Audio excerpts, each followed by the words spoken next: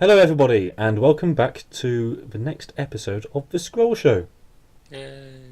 Yay, indeed. Today I'm joined as ever by Tinfox, Hello.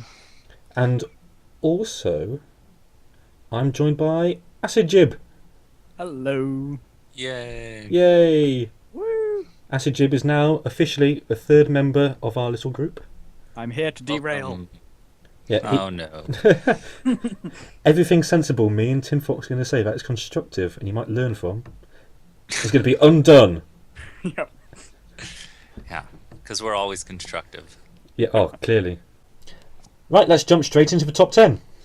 The top 10, this is brought to you by Scrolls Guide. This is a list of the top 10 highest ranked players in the game currently. This is up to date immediately. If you'd like to follow at Scrolls Rank on Twitter, you can stay notified. So, number 10, we have Psilocybin. And then at number 9 we have Goo Man. In at number 8 is Vapid2323. At 7, we have, I'm going to go out on a limb and say it's Ood 315. Yep. And then at number 6 there's Blue Jay 100. Number 5 it's Deludi. 4, we've got Cirque 6. Number 3 we have Heisu. Number 2 it's Naya. Number 1, it looks like I can't really make it out. I don't know. No, I think it says Acid Jib. Yeah, that's what it is. Acid, Okay, number 1, yep. Acid Jib. What a Yeah. horrendous misread that is. I'm sorry. I think it looks like it says Blinky in at number 1. Yay! Oh, that was. Is that hard to say, was it? Yeah. Thanks very much. I'm gonna go vomit. I hope not. No, congrats, man. Well played. Thank you very much. I'll take my plaudits here, yes. I would like to Yeah. thank my parents. All right, shut up.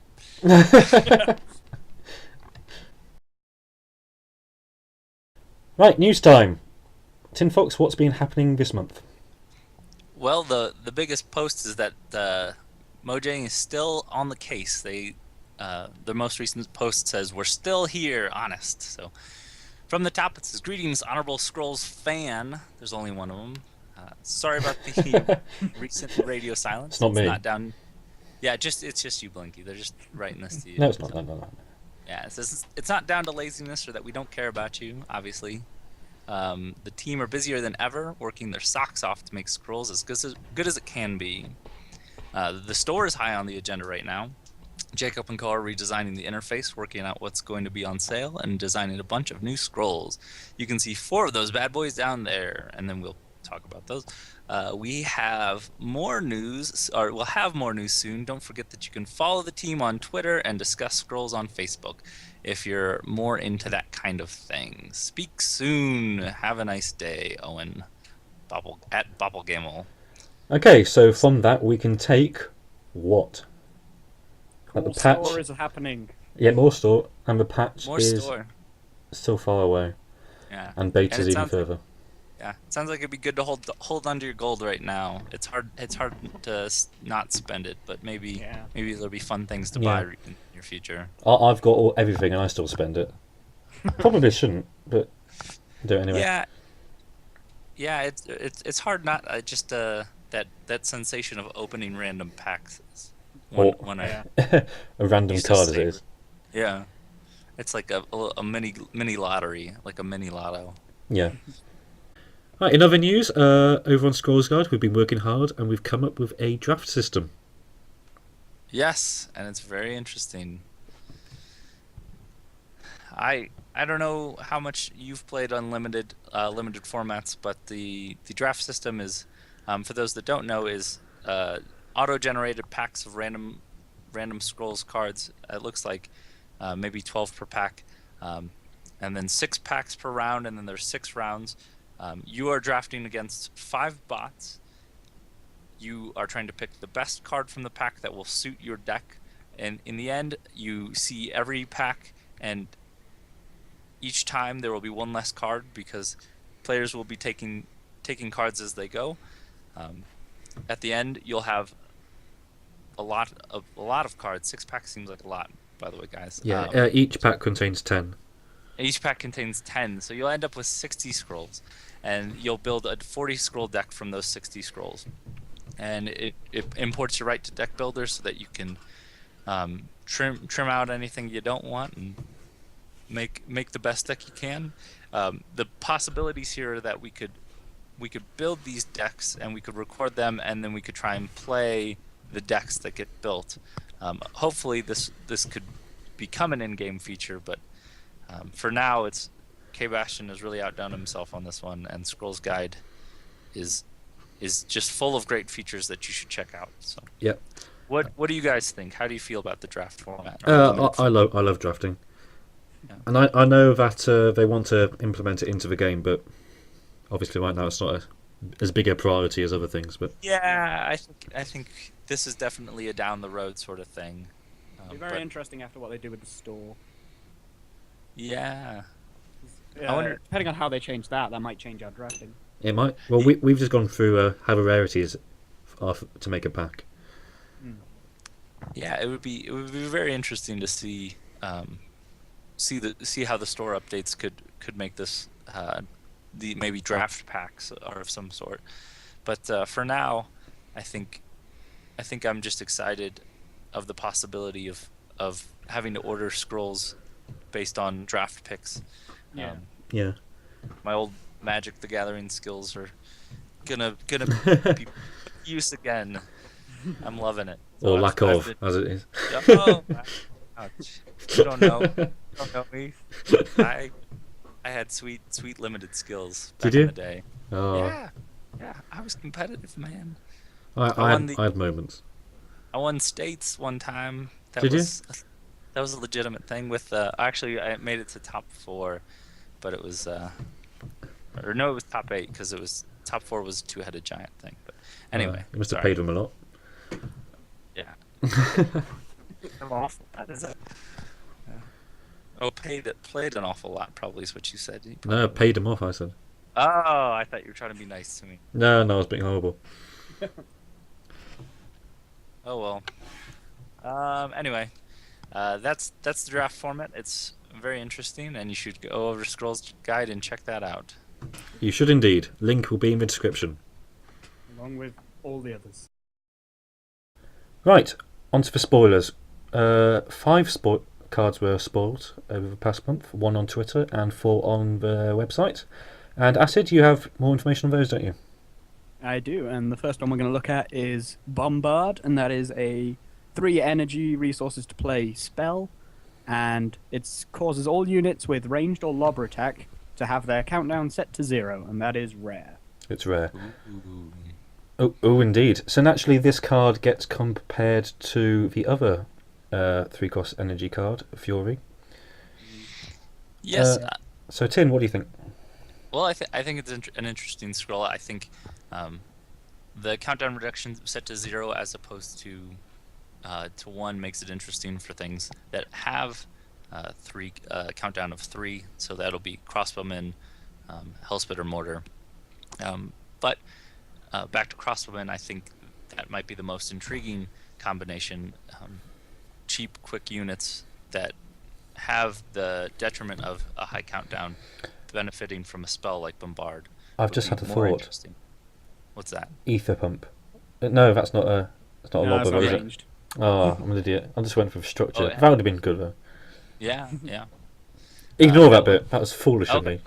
that was a thought. It wasn't a good. It was a thought, yes. But the ranged cards currently, off the top of my head, are Crossbowmen, The Automatons, both gun and is it cannon?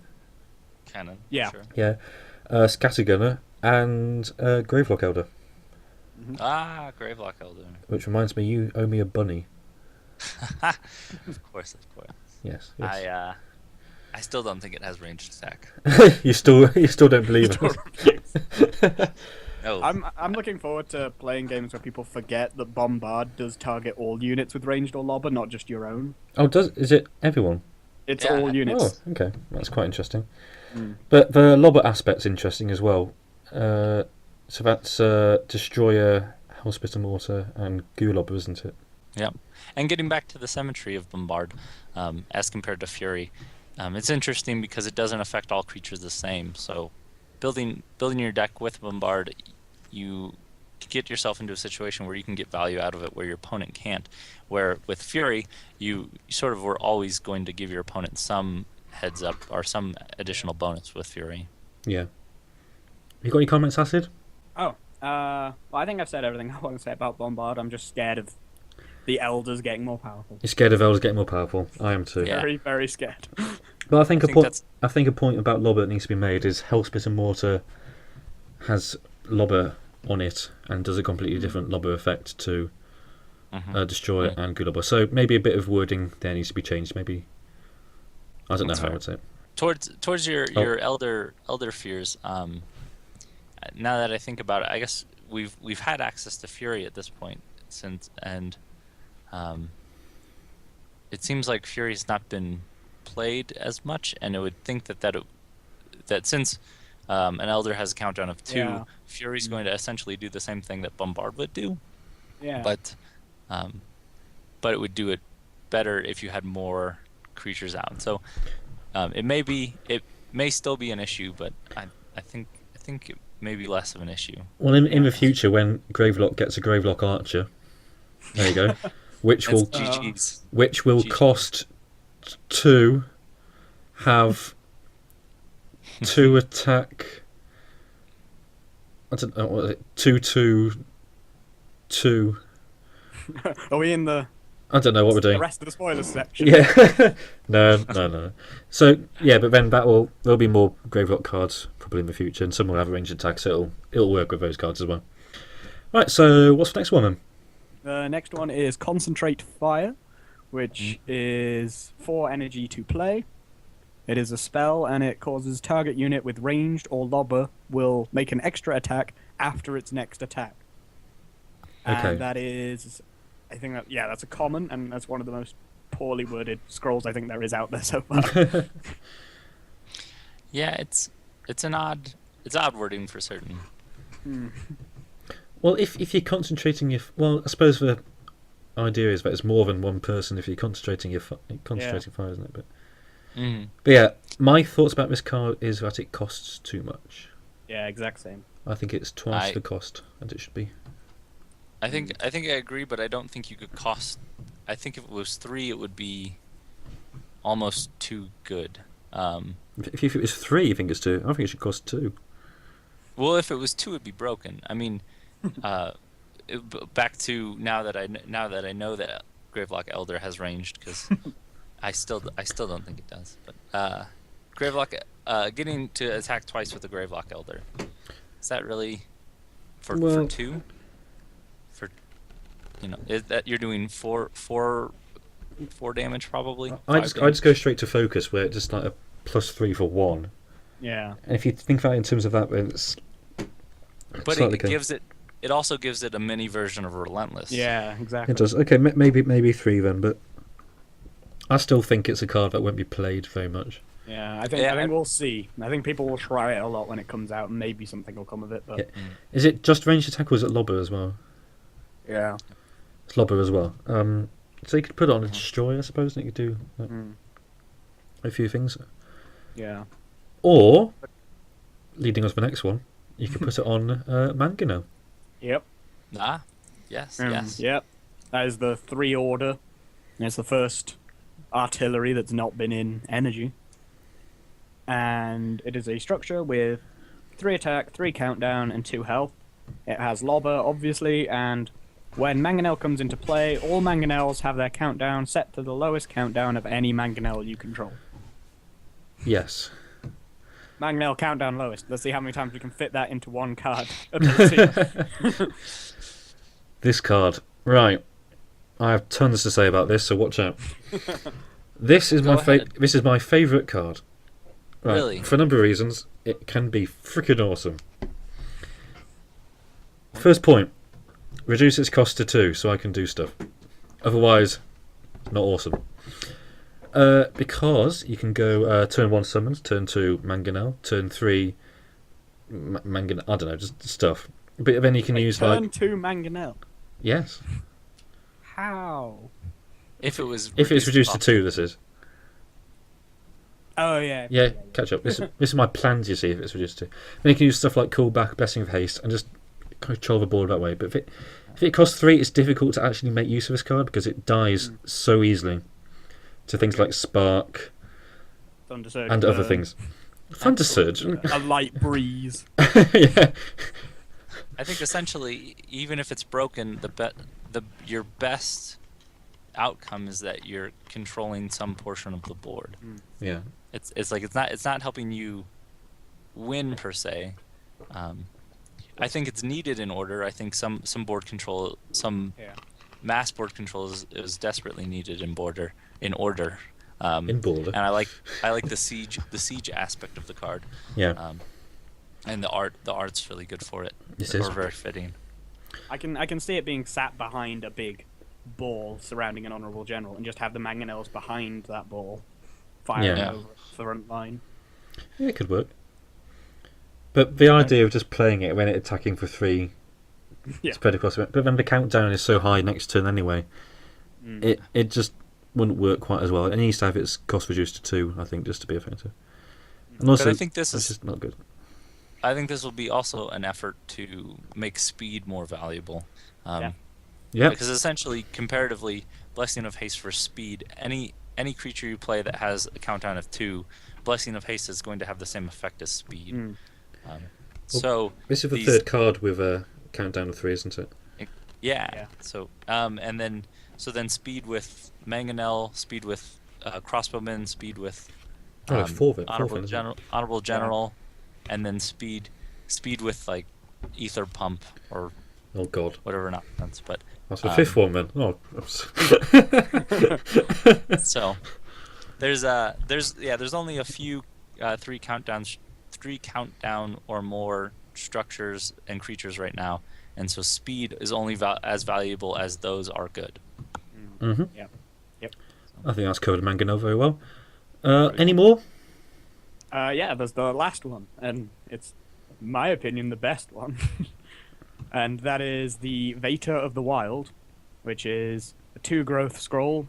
It is a creature, and the subtype is Vater, or it is Vater, because I did phonology the other day, so I know that is Vater. Go. Although the double T confuses me. And that has 1 attack, 2 countdown, and 1 health. And the reason it's good is the ability, which is when Vater of the Wild comes into play, you increase your growth by 1, and when Vater of the Wild leaves play, decrease growth by 1. So, thoughts on that one? I've been trying to think of the best play for Vater of the Wild, and so far, it seems like the best, safest thing that you could do with a Vader of the Wild is hide it behind a Ragged Wolf on turn 2, and then on turn 3 cast a Fertile Soil. Exactly. Yep. It does force a turn 1 Ragged Wolf, which I disagree with, which is annoying. Yeah. Though, exactly what you said, Tinfox, I text Blinky the day this was spoiled. for turn 3 Fertile Soil. Yeah, I'll take it. Yeah, it's pretty good. But I designed a card like this actually for the design competition. But I made it cost 3 and it increases it permanently. Yeah. So it's quite similar. But maybe it's based on that. What makes this interesting. Yeah. It's quite weird. Yeah, well, had it not had the decrease, it would be an auto include in every growth deck. Oh, easily. Yes. I want to know about wording though.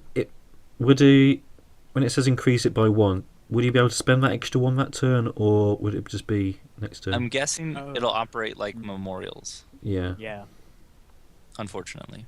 That would be. That is nice. Because then you could go turn 2 that and then play a Ragged Wolf as well. Mm-hmm. Essentially, it's just a lightning rod for direct damage and Ragged Wolves. So the increase in growth, if you can use it, then it's beneficial. But so it functions like a memorial in that capacity. But then, if for some reason your opponent has a way to deal with it, then you've just sort of traded your 2-drop for one of the removal spells. Yeah. So that's.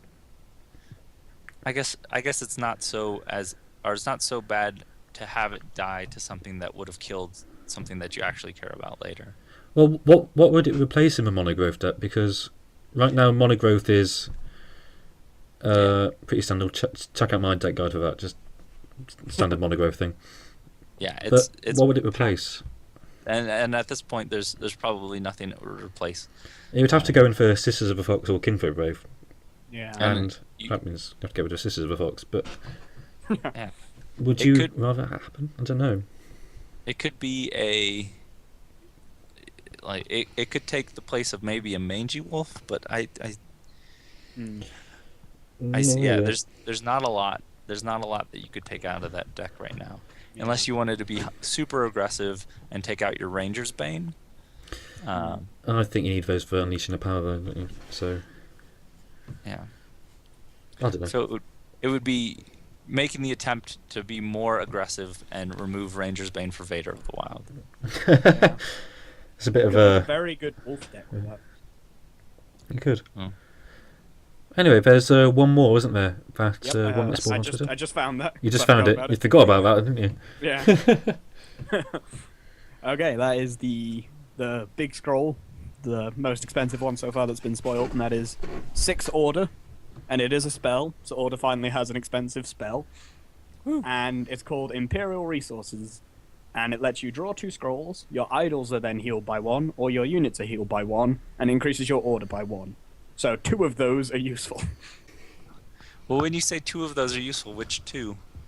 Draw 2 scrolls and maybe increase order by 1. And I would say increase your order by 1 if you're already at 6. Yeah. That might not even be useful in itself. But Yeah, but with the 2 scrolls, then next turn you can go up to 8 there you after go. you've played it, and then you play like a crap ton of crossbowmen. Maybe, but I That think makes sense. I think this is a case of jack of all trades, master of none sort of card. Because I'd definitely give it that title. it's better than Essence Feast. What? Nothing's better than Essence Feast. But no, I'm not a fan I after thinking about it. think I liked the unconditional draw 2 scrolls. Yeah. And I'd be interested to see if that's if that's costed appropriately for that ability. Because obviously paying 4 for that would be a steal. Paying Yeah. 5 would be something that I would probably automatically include. Mhm. But maybe 6 plus all the extra stuff is enough to do it for me. Is it? I'm just I don't know. I think Yeah. lots of people look at it and they're like, "That's too expensive. Doesn't do enough." And I'm like, I'm sure it will have a place somewhere. Oh no! People have been saying the opposite. They love it. People, Really? Yeah. Oh, people say, "Oh, it looks I've just been awesome." listening to you, Blinky. That's why. Have you? Well, that's dangerous. But I think it helps to give mono order order a presence as a first resource in decks, because Yeah. currently order's been playing second fiddle to everything it's a part of, because of it's mainly used for summons, and it's used for the memorials, and then heritage, as well as combat tricks such as focus and blessing and haste, And and all those decimation. are very easy to splash. While this, if you're going order, if you're going mono order, I think this is a bit of a reward for that. Yeah. Maybe, I suppose, but it's a bit. It's a difficult one to judge at the moment because obviously we can't test them. But Yeah, exactly. I'm saying no. You're saying possibly. Acid's saying no because of me. Yeah, So it turns out you're being outvoted. that's fair. I guess this is a democracy. This is a heavy democracy here, ruled over by me. So yeah. Yeah. Right. Well, that's those spoilers. I suppose this would be a good time to reveal that we have some exclusive spoilers. We have our own spoilers. We're not going to show you them. Nope. I'm keeping. No, we're this. keeping them. We are running away. I'm planning. No. We have 2 energy cards for you to have a look at. Mhm. Yeah. Acid, what are those? Okay, I'll go with the most expensive one first, which is the 4 energy structure, and it is a totem, and it is called Clock Library. I definitely said clock. No, you pronounced that very correctly. Good. Clack lot. Library. And it has no attack because it's a totem. It has 4 countdown Woo. and 5 health. And when its countdown becomes 0, Clock Library is sacrificed and you draw 3 scrolls. And that is common. Right, so this card is its own fertile soil in 4 turns. Mm-hmm. Or less. Or less, but then... Yeah. I'm a fan of this. I don't know Are you? about you guys, but I'm very excited about this scroll. Why? Well, the flavor text of the scroll is tick, tick, tick, tick. So, tick bomb, gone. Yes. Yeah. Well, that's assuming that you get a turn to do that. If I'm in growth, let's say, I cast a rally and I attack with my elders, and I happen to cast this Clock Library on the turn I cast my rally. That means I get to draw 3 scrolls. Let's say I'm in order as well. We just talked about speed. I think Clock Library plus speed would be interesting. So you're paying 7 to draw 3, Well, you're paying. and you lose a structure. You're playing 3 and 4 to draw 3. Whereas fertile soil, you just pay 4, and you lose a creature anyway. And you draw 3. So it's essentially a fertile soil that could potentially function on its own. But imagine it wrapped around Honourable Generals just on either side. Yeah. No, I suppose the good thing is it's actually a thing, and it can take hits, but... Yeah, the worst case scenario, it's soaking up 5 damage, or it's... I guess worst case scenario takes a tick bomb to the face, but... who plays tick bomb, really? You're gonna put tick bomb in your deck and have tick bomb come up just because... I've seen people put purification in their deck to get rid of heritage. Not so much now that it's at 3, but used to. Oh. But yeah, I'm no, it's a no for me. I think it's gonna be a much needed draw spell for energy, and I think it's gonna make energy that much more powerful. Okay, Really? so we've got 1 for, 1 against. I'm just gonna say I'm undecided. Oh, well, that's great, isn't it? I really don't know. I really want to see it being played before I make a decision on it. Well, I'm they've not got sure. they've got to print the bad cards. But I mean, you have ether pumps that do hang around long enough to fire off. And this is just 1 more turn. Do after 1 that. damage. Yeah, but this is just 1 more turn after that, so maybe. No. Because even if you I'm not going. What? No. Overdrive. No. Yeah. Exactly. Well, no.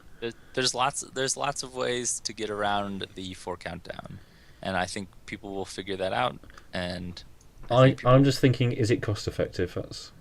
I think people may try too hard to get it to work. I have a deck that I would love to put this in right now. Do you? Yep.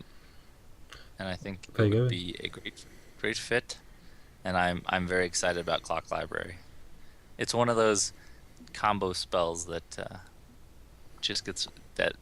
makes me get up in the morning. Makes me want to put on pants and start the day. Right. Well, enough of Tinfox's pants. And indeed Clock Library. We have another one. Yes, another spoiler. This one I like. You know it's going to be good when Blinky likes it, because it's probably broken. Actually, no, I don't think this one is at all. So it's 2 energy. Its name is Metal Heart, and it is a spell. This is also common, so maybe they haven't set the rarities on these yet before they sent them to us, but it is... What it does is it sets target creature to gain attack equal to the number of structures you control until the end of turn. Right, so obviously this gets compared to Golem Skin, or Golem as it's called. Mm-hmm. It's the golem skin that doesn't kill your creatures and doesn't doesn't permanently off the health of the impacted creature. Yeah. So it's not as all in as golem skin. It's more of a situational. It's like a desperation that you can control. Yeah. Yep. First of all, memorials. You can have Yes. lots of them. Second thing, compare it to focus, meh. But this is in energy. So, it could be good. Yeah. That's what I'm saying. It could be very good. It's gonna fit in a very specific deck, really, isn't it? It will. Can it only be used on creatures or is it units? It's creatures. Just creatures. Okay, so it could be interesting, but we shall see. The obvious problem with Golem Skin is that you lost all your structures. Yep. So you still get to keep those, but you gain a little boost in attack. Cast Metal Heart, then cast Golem Skin. Yeah. So you can have 4 out and just increase it by 8-4 for 4 energy, which is ridiculous. But at this point, I can't think of a deck, or I can't think of a game where I've had more than 3 structures out at a time. I mean, recently. Recently, yeah. Yeah, after nerfs and after everybody playing Infernal Blast, I can't think of a time where I've had. I mean, maybe you could say 4 structures. So, I guess if you can consistently get 3 to 4 structures on the board, then you're going to at least be equal to or better than a focus. Yeah. Maybe. I think it has potential. Yeah, absolutely. Yeah, it's you've got to compare these things between. We're seeing clear comparisons between energy and order, because energy gets Iron Whip and order gets Blessing of Haste. Mm-hmm. Energy gets this card. Order has focus. So both have their pros and cons. Well, and order doesn't really have any cons, does it? But yeah, the Metal Heart itself seems like a situational focus. And again, in this instance, Iron Whip and Metal Heart both cost 1 more than, say, Blessing of Haste and Focus, but the potential that Metal Heart and Iron Whip offer seems to be more enticing. yeah. Yeah. I'm sure there'll be a point in the future where you can make all your structures invincible for like a couple of turns as well. So I don't know. Yeah, or if you play structures that just don't die, like you could play Waking Stones, and maybe Eternal Statue might make a comeback, or play the Bitter Root eventually. Hells. Yeah. Well, maybe a card that turns cards into structures. So maybe that could be it. Oh, that would be interesting. There we go. You never know. Just make it into like a statue or something. You could change that on Dradic Power, couldn't you? Just alter the description slightly. Yeah, it could Instead be. of saying can't move, say becomes a structure. There you go then. I don't know how that would work, but yeah. So it's a few interesting things there. Yeah. But I think it's worth the space probably at this point. In a deck, I wouldn't play it over Iron Whip. No. No. No. Iron Whip's good. But I could see myself playing it over Desperation. Yeah, that's what I was going to ask. in the right deck. Yes. Interesting. I think that's all the spoilers covered. Wow, that was all of them. That is we've been all spoiled. 7. Yeah, That's we good. have been spoiled for this next patch, which is taking forever. Yeah. Well, But we don't mind. yeah, you can't rush these things. You can't. No. You can't rush them. We're lucky enough to, or fortunate enough to, be in the alpha, so we can't complain too much. No. Yeah. I'm not complaining. Don't. Yeah.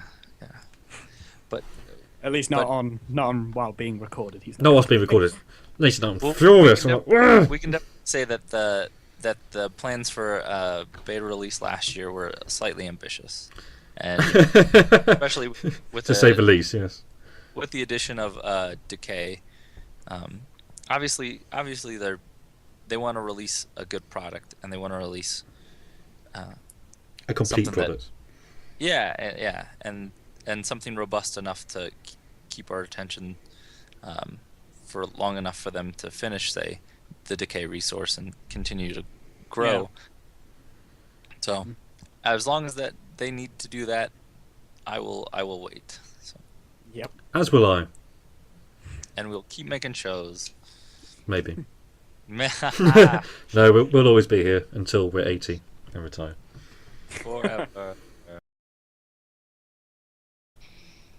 Right, now for a new segment. A segment we have called Tactics with Tinfox. Yay! This is a section where Tinfox, all on his own, talks about specific parts of a game which require tactical thinking. Hence, Tactics with Tinfox. Aren't we clever? Very much so. Yep. For our first episode, we're going to look into structure placement. We're going to take two examples. One's going to look at defensive structures, and the other is going to take a look at offensive structures. So I hope you enjoy. Hey everybody, welcome to the first Tactics with Tinfox. This is Tinfox with you. We're going to go over very basic unit placement. Well, we're going to focus on structures this time. We're going to look at structures, but we're also going to look at attack order as well. In this instance, you see the board position is such that next turn, our opponent, who happens to be the robot Easy AI, is going to attack with these two creatures. Now we have a structure in our hand that is going to allow us to protect our unit from damage.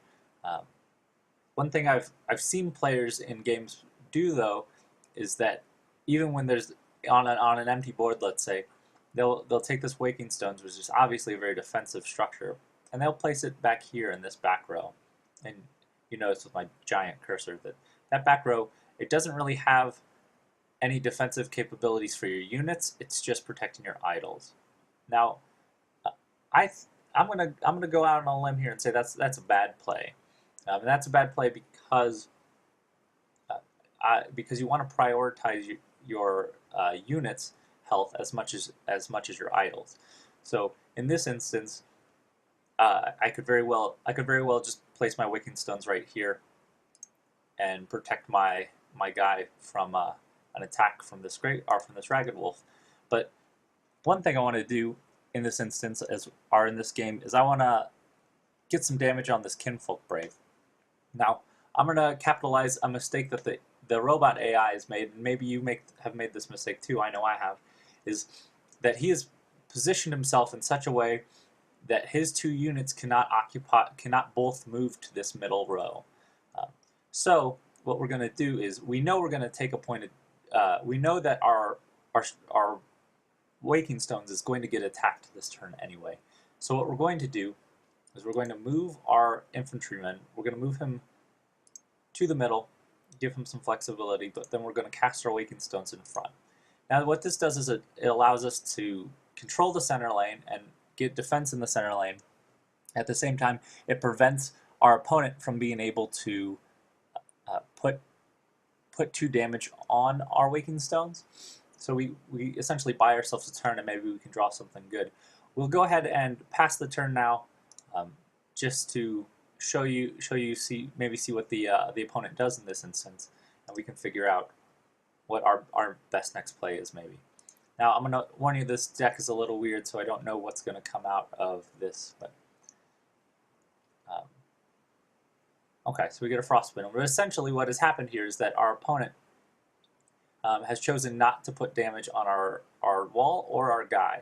And we're fine with that because hopefully the deck we're playing allows us to keep our guys alive long enough for them to be relevant. Now in this instance, I would probably say we're going to pitch one of these two things, but so that we can get out this Ducal Skirmisher. I'm going to go with getting rid of the Frostwind. We'll play out this Skirmisher, and then we're gonna try something here. We're gonna put a point of damage back on this Ragged Wolf. This Kinfolk Brave is obviously attacking next turn. He's a growth player, so he's gonna may have some way to pump him. But what this does is it allows us an extra turn of that countdown, an extra turn to attack, and then maybe pop back in to hide, so we don't let our infantrymen get attacked. And then we set ourselves up for the turn where our Skirmisher gets to attack, and he is currently also protected.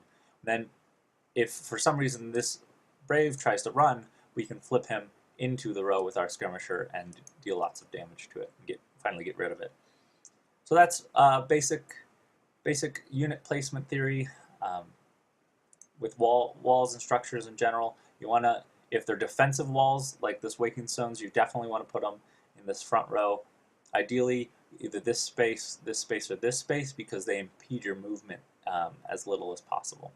Because let's say if we'd put that Waking Stones here, then we have essentially cut off these two spaces from the lane, or from entering this lane. So that's our first example. Let's go ahead and get on with the second one. Okay, so we just took a look at defensive structures. Now let's go ahead and look into offensive structures. The two I'm going to focus on today are the two probably most used, which is Hellspitter Mortar and Destroyer. Now for the Hellspitter Mortar, the thing you have to realize is that there are two things you should realize. Is first is it attacks randomly, so its attack isn't really the biggest reason why you're using it, although it's a nice bonus. The second is that it has a big butt. By big butt I mean it has a lot of health. So you're going to want to use it defensively anyway. And if you remember from the defensive section, that means we're going to want to cast it up front. And another reason we're going to want to cast it up front is that second piece that it attacks randomly. The random attack is going to be beneficial because let's say I cast my Hellspitter Mortar right here. And if that mortar was cast right there, then he's going to attack after these two guys. And we know this because we can look at the attack order.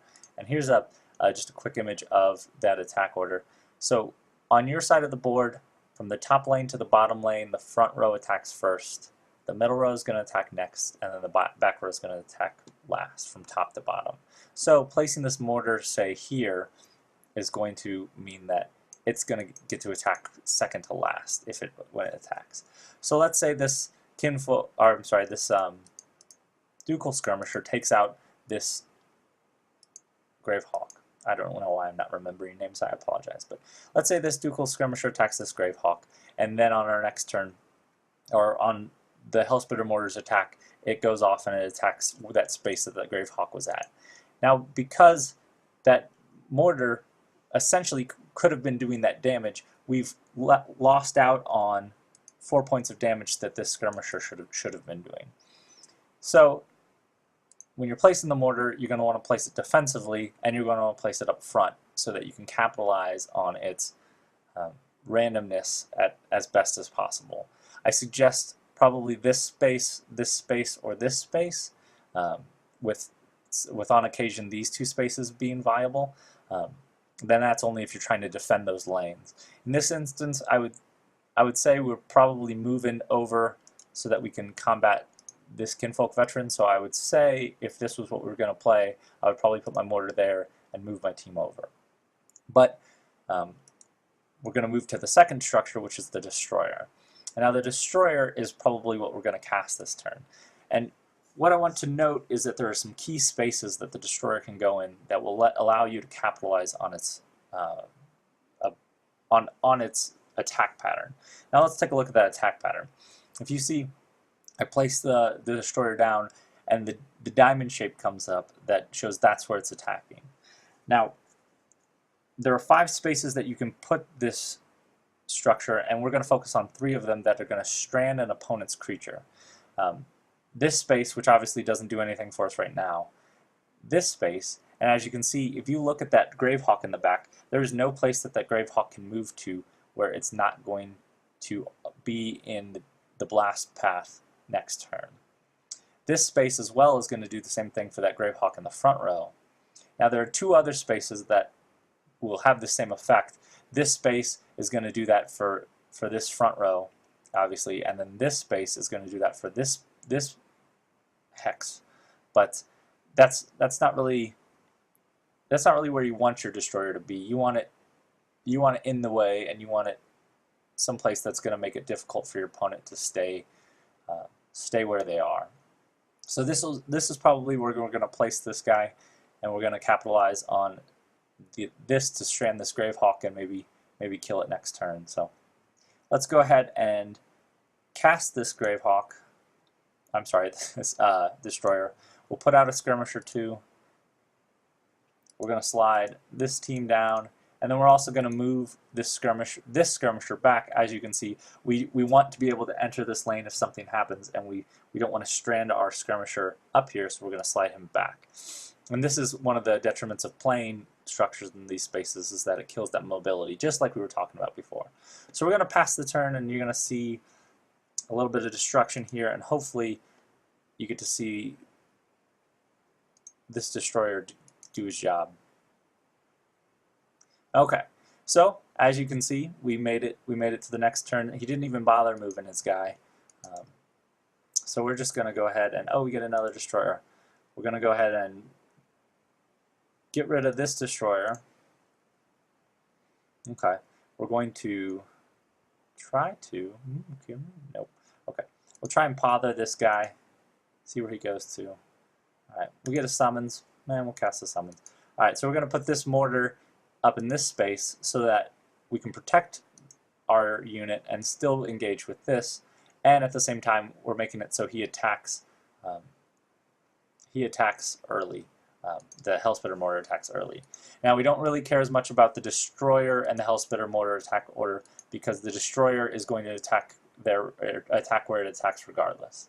So that's going to be it for us. We're going to pass the turn and let the destroyer do some destroying, and we'll see you guys next time.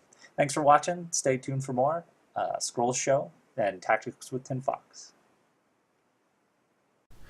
Right, I hope you enjoyed those videos. In the future, make sure to look out for acrobatics with Acid Jip and base jumping with Blinky. Tune in for that. Yeah. I'll pay good money to see base jumping with Blinky. We'll do it together. It'll be acrobatic base jumping. Oh no! What base There we jumping go. with a bit like twirling a bit of rope as well? Oh, I don't know. Right, on to the questions. This week we have literally 6 questions.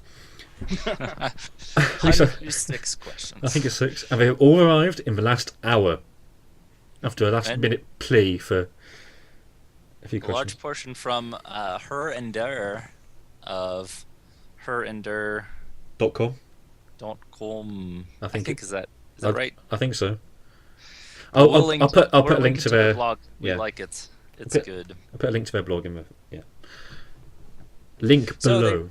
They've got a few questions. Let's just bang these out real quick. First one, do you ever feel that Scrolls could become a competitive gaming scene? So this is in a comparison to Magic the Gathering, I assume, something like I that. presume. Yes, a competitive gaming scene, probably where tournaments are held and there's Yes, in terms of tournaments. No, in terms of money. yes Yeah. in tournaments, no in okay. It won't become StarCraft. No. I hope Or not. LOL. Or Oh LOL. god. I think I hope it doesn't become LOL. We'll get banned. yikes. Yeah, I think there could be a competitive gaming scene. I think it would have to be supported either through the community or through Mojang. It seems like there's enough strategy and tactics within the game for players' play skill to decide the outcome of the game. So I think in any game where play skill dictates outcome often enough, then you have the opportunity for a competitive scene. Yeah. Mm-hmm. It is hard taking a game from nothing into a competitive scene, though. Oh, I bet. Yeah, I'm sure that requires advertising and Yeah. a large player base and some sort of prize structure and. I think if Mojang want to make it a competitive gaming scene, then maybe they can, but it'll be Yeah. very hard for it to do it itself.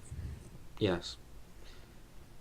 And I think the beta and then full release will probably dictate some of that, as if there's enough interest in the game for players to want it, then I think it will develop. I Absolutely. think already we have players that want to play tournaments that just don't have enough people and lack the in-game structure of tournament organization. We know that's going to come in the near future, but until some sort of tournament structure system gets developed, we're forced to do it ourselves. But we will. And Yeah. Yep. Well, I- I'm trying on Scrolls Guide to get a tournament together, and we Yeah. got 14 people. there we go. That's that's not bad. That's not bad for It's a not. game that's in floor. It's not like we were aiming for 16 or anything. No, it's not to make it normal. No, of course not. We're not trying to do 8 to our single elimination brackets. No. No. All right, sarcasm over. Next question. Do you think Mojang will have a hard time keeping the game balanced? Well, That's an interesting question. What do you guys think? not if we can help it. Yeah, that's what we're here for. Yeah, our attempt is obviously to break the game. They're trying to keep keep us within a certain boundary. I think that it will be a difficult task, but I think they're up to the challenge. Well, obviously, Yeah. a few OP cards will come through. I mean, they still do it in Magic the Gathering with Jace, and so yeah, a few cards will come through. But obviously, with it being an online game, they can make nerfs to cards. Yeah. And I think we're getting to a point with Scrolls where in Magic you have 2 attack, 2 health for 2 mana is a good baseline for a card. I think we're starting to see that coming out with Scrolls. Yeah, Like, me and Blinky were drafting out our imaginary rat deck, and we knew what was going to be good because of how the game currently plays. So I'm assuming that's what they're basing everything they create upon, is what's already there, as opposed to trying to invent new things now. And from what I've heard, there's some formula to this, less so that they rely on these days. I think they're starting to get a sense of it. But when they first started, it sounded like that there was some semblance of a structure of balance to the game. Yeah.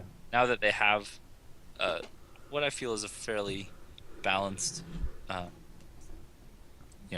all things considered, there's probably some changes that need to be made. But when there's not just one dominant deck, I think, yeah. Well, they're getting closer. There's still obviously a dominant deck out there, but yeah, and it can be beaten more often by other decks Yeah. instead of But- just a guaranteed win. and one of the strengths of Mojang is its willingness to listen to the player base and the community still. And I think if they continue to readily accept feedback, and if they continue to use that in their design, then I think we're gonna be just okay. We're gonna be fine. Yeah, I trust those guys to make it right. Speaking of balance, the next question from her, or I'm sorry, were you gonna say something, Acid Chip? Did I cut you off? Okay. No. Well, the current version of Scrolls, is it the most balanced it has ever been, or is it way off? Well, Yes. I can't answer the whole game, obviously, because I've been around the whole time, but Yeah. I would say yes. Since we started playing in October, yeah. Yeah, I think there was a time before Quake moved to growth, when Quake was still in energy and Thunder Surge was still in growth. That at that point that seemed fairly balanced. You could still tell a little bit that energy was slightly better, but that was also before Wolves got nerfed and then got buffed, and this was before that happened. There was this very interesting point when I first started, but it might have been that the player base was so small that we just hadn't had enough time to sort of break the format. At this point, it's easier to see balance issues with so many people playing and with so many eyes scrutinizing it. So at this point, I think it's fairly balanced as compared to maybe the last few patches. Yeah. Okay. Yeah, I agree. The next question, to personal favorite decks. What decks do you guys use? And what would you say is your personal favorite deck currently? Uh,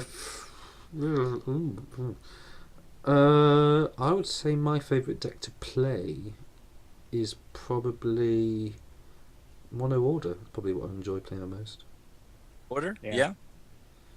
I- Yeah. Yes. I like Order, and I think that's the deck I want to make as a really good Order deck. But at the moment, I just like screwing around with my Metanin Psychosis deck. Yes, about that. Yeah, it Yeah. isn't good, but it's fun. This is an intervention for Metamorphosis. Yeah. Metempsychosis, or however you pronounce it. Is that right? Yeah, I think so. Oh dear. Good enough. Good enough. What's your favourite? Currently, my favorite deck to play is the 3-color junk deck. It's essentially a mid-ranged control deck that tries to do lots of tricky things. It doesn't do well very often, but against a real deck. But when you can hold out and you can sort of survive long enough to where your card advantage starts to overtake the other player.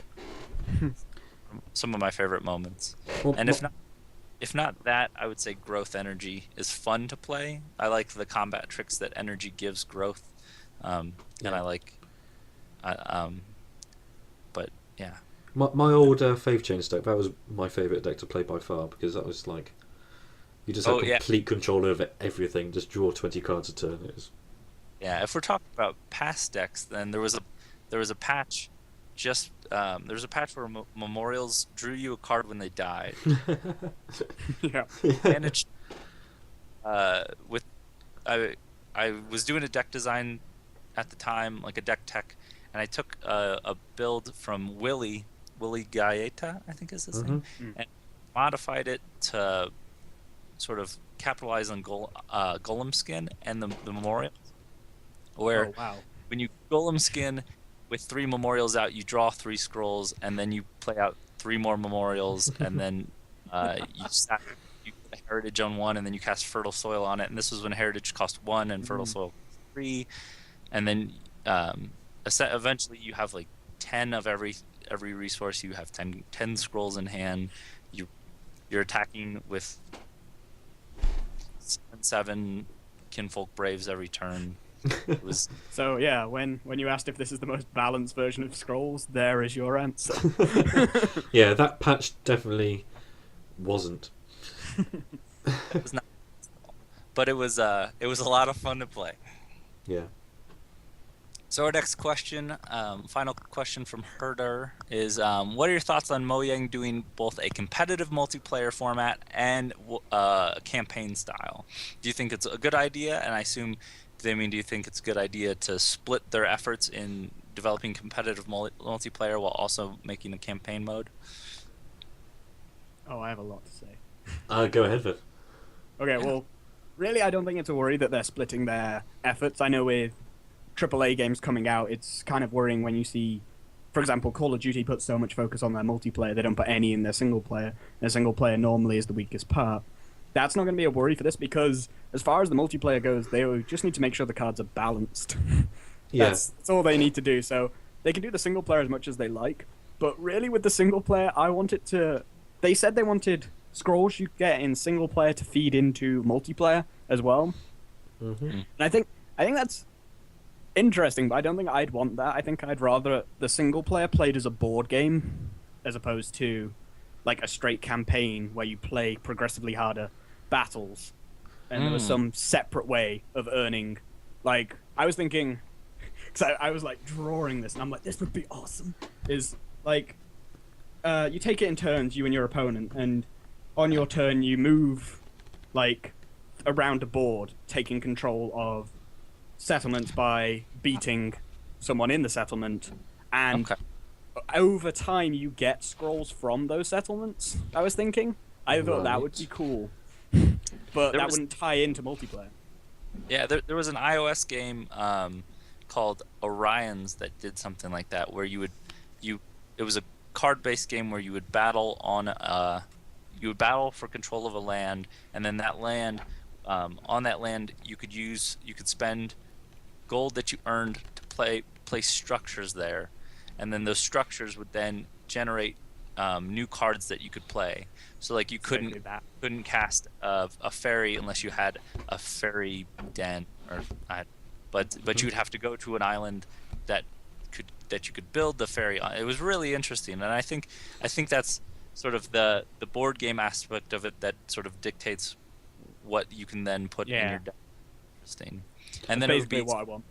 a deck building game itself. Yeah, that would be very interesting to see. I think the current incarnation of the single player is definitely going to be just bots that you sort of campaign style go through, and while I'm fine with that because I'd rather concentrate on the multiplayer aspect of it, I can see where other players would prefer a more robust single player experience.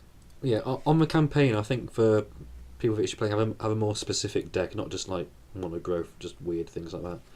Yeah. Try and get multi-resource things going, like that Gravelock Surge deck thing I made, with like Dradic Power and Ivy Eagle. Something like that was like cool to play against, like a tribal sort of weird character guy. But have you ever played Jaws of the Planeswalkers? Yes. If we do something like a campaign mode similar to that, and you get more gold for winning. Have you not played it? Have you not? Yeah. I've not played it. Well, they just got like you play against the Planeswalkers themselves in Magic the Gathering. Okay, so like a campaign mode. Yeah. But they get you. Oh, okay. It gets progressively harder. They play different decks as well. Cool. Yeah. And each time you you had win, the you unlock a card and challenges. stuff. Yeah, and then you had the challenges where it was the same deck being played against you every single time, but it made you build your deck in a different way to deal with it. Yeah. So something like that would be quite cool. Yeah, for certain. So the next question comes from Malarikai. Now this question is a bit long one, so you're going to bear with me. So the question is, if a control deck can be viable competitively in a game like Scrolls. So in games like Magic the Gathering, the cost of playing control cards is usually a lot smaller, usually like spot removal, where Violent Dispersal is one of the more costly cards in the game, and even Burn isn't that cheap. Or there are more options, like there's instants to cast on an enemy's turn, there's counterspells and such, so it seems a lot more efficient than in Scrolls. So essentially the question is Scrolls a robust enough game with its structure and with the way that the cards are currently costed to allow for a control deck, if that made any help. But he says Scrolls seems very creature-centric at the moment. So do you think that a control deck can be viable competitively in a game like Scrolls? Yes. And it yeah, has been proved so. There we go. Yeah. There's even though the game was slightly unbalanced, there was viable control decks. Blinky showed that very well. Acid Jib, do you like control decks? Have you played a lot of control decks? I do like, well, whenever I make a deck, I always end up looking at it afterwards. I'm like, oh, this doesn't do anything. This doesn't win. This just stops them winning for as long as I can. Maybe I should change that. So I accidentally make control-ish decks, but never good enough to win. And I feel like if Scrolls could do something by taking inspiration from Yu-Gi-Oh, because in Magic, you, as seen in Jaws of the Planeswalker, like Blinky mentioned, you'd have to stop the timer and freeze the game in order to play instants efficiently. Mm-hmm. What you could do is have, although this would be odd, you could have tiles, maybe separate tiles or just tiles that are already on the board where you place cards that you can activate during your opponent's turn. Or Like something. weird trap card things. Yeah, and that might make control more viable. At the moment, it definitely happens, but I don't know. I think it is viable, but I don't think you're going to see a lot of them. Not a lot of variation there. Well, I think the Go deck now, the summon sort of Go variation thing, that's control-y. It's just like allows the opponent to play the cards. Then you come in with your Kinfolk veterans and things like that. Yeah. That's more control aspect. Yeah, and it still seems like at this point all control decks are going to win with creatures at the moment, and your selling your deck short if you try to win without creatures right now. Yeah. And I think I think control decks can still be control decks even if they win with creatures, and I think there's viable decks right now that play a control style that win with creatures. As far as playing on your opponent's turn, I'm sure that will bring up a whole user interface issue, and I think I like what you're saying with sort of tiles or spaces where you can cast a card to use later. It would have to be done in a way that we don't have to announce phases, and you wouldn't have to pass priority per phases. It would probably have to be done in a way that if a condition is met where you could cast the card, it would blink, and it would like give you a countdown maybe to.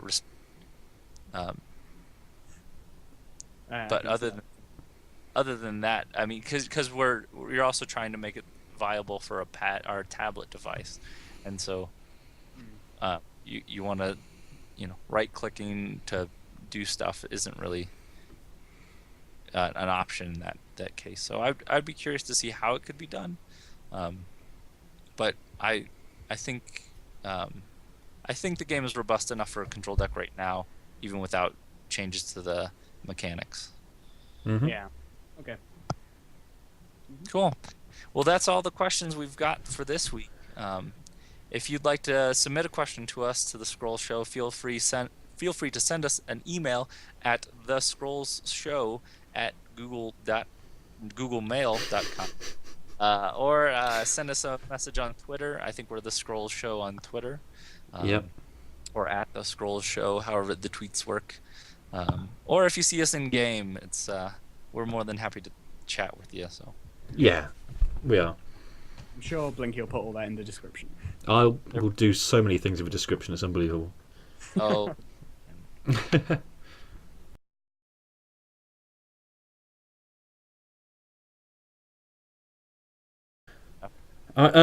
Last show we advertised a competition to see how quickly you could win a game of Scrolls if everything was stacked in your favour and your opponent did nothing. We have had a total of 1 entry into this competition, so well done that person. That was Crow. Sadly, you were wrong. This is obviously harder than we anticipated.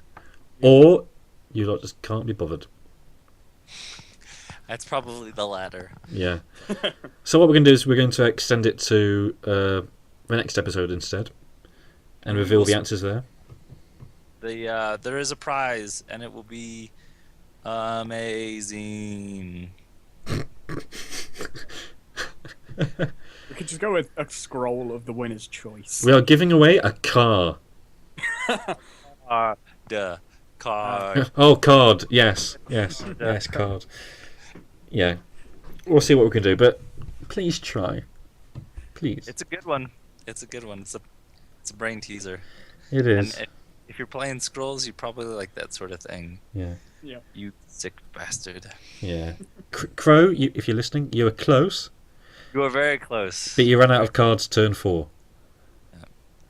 So see if you can alternate your answer. Right, I think that covers everything for this episode. Make sure to like, subscribe to this video and the channel and each of our channels. Do it. Do it. So yeah, Sure. we'll definitely continue doing that more. wraps it up. Thanks for tuning in, guys, and stick around. We'll keep doing these. Submit your questions and such. And Yes. Yep. Until next time. Thank you to the viewers, and thank you to Tinfox and Blinky for taking me on. You're most welcome. Let's see if I come back next week or if I'm never heard of again. Yeah, about that. Yeah, No. we are sending Naya to find you and to kill Oh you. god, not Naya. Your body. Your body's going to wash up on Brighton Beach. Oh god, that's even worse. Yeah, Brighton of all places. Yes. Only English people. Yes. No, Brighton shit. I get it. Yeah. So yeah, thank you for watching, and look out for us next time. Bye. See ya. Bye.